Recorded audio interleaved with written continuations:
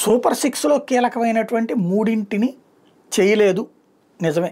ఏదైతే 1500 రూపాయలు ప్రతి మహిళకి, నిరుద్యోగికి 3000 రూపాయలు భృతి, అట్లాగే 50 ఏళ్లకే పెన్షన్ అన్నట్టు. బట్ బాబు గారి జీవితంలో తెలుగుదేశం పార్టీ పుట్టిన తర్వాత ఇన్ని సంక్షేమ పథకాలు, ఇన్ని వేల కోట్ల రూపాయల డబ్బులు ఇవ్వడం ఇదే మొదటిసారి. జగన్ ఇంపాక్ట్ బాబు సర్కార్ మీద పడింది. బాబు వెనక్కి తగ్గల, ముందుకే అడిగేశారు. జగన్ టైంలో డబ్బులు లక్షల కోట్ల రూపాయలు పబ్లిక్కి పంచారు. ఏడాదికి 50,000 కోట్ల రూపాయల దాకా పంచుకొచ్చారు. దాన్ని తప్పుబట్టిన తర్వాత అది ఉట్టి తప్పుబట్టి ఆ ప్రభుత్వాన్ని దించేద్దాం అనుకుంటే కుదరదు అని భావించాక అంతకంటే ఎక్కువ హామీలు ఇచ్చారు. బట్ ఆచరణలో చేస్తారా? గతంలో సంపూర్ణ రైతు రుణమాఫీ, డ్వాక్రా రుణమాఫీ లాంటి వదిలేశారు కదా అన్నటువంటిది ప్రజలందరూ భావించింది. నిజం, 2014-19 మధ్యలో అది వదిలేశారు. అప్పుడే బస్సులు స్టూడెంట్స్కి ఫ్రీ లాంటివి కూడా ఇచ్చినటువంటి హామీలు వదిలేశారు.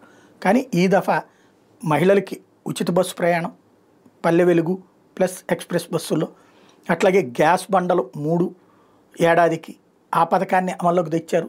తల్లికి వందనం అమల్లోకి తీసుకొచ్చారు. ఎంతమందికి కావాలంటే అంతమందికి అన్నదాత సుఖీభావ అమల్లోకి తీసుకొచ్చారు.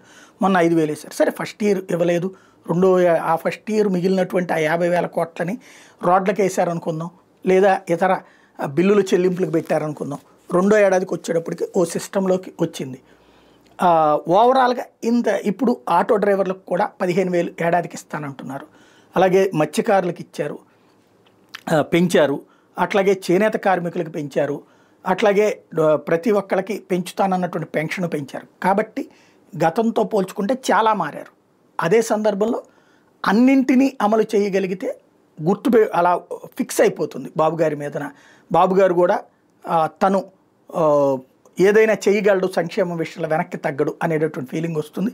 ఆ 1500 రూపాయలు తర్వాతన ఏదైతే ఆ నిరుద్యోగ భృతి 3000 రూపాయలు, అట్లాగే 50 ఏళ్ల వాళ్ళకి పెన్షన్ కూడా ఇచ్చేయగలిగితే శాశ్వతంగా గుర్తుపెట్టుకుంటారు. ఎందుకంటే ఎప్పుడైనా సరే చేసినోడిని జనం మర్చిపోతారనుకుంటాం, అది గుర్తుపెట్టుకోవాల్సింది.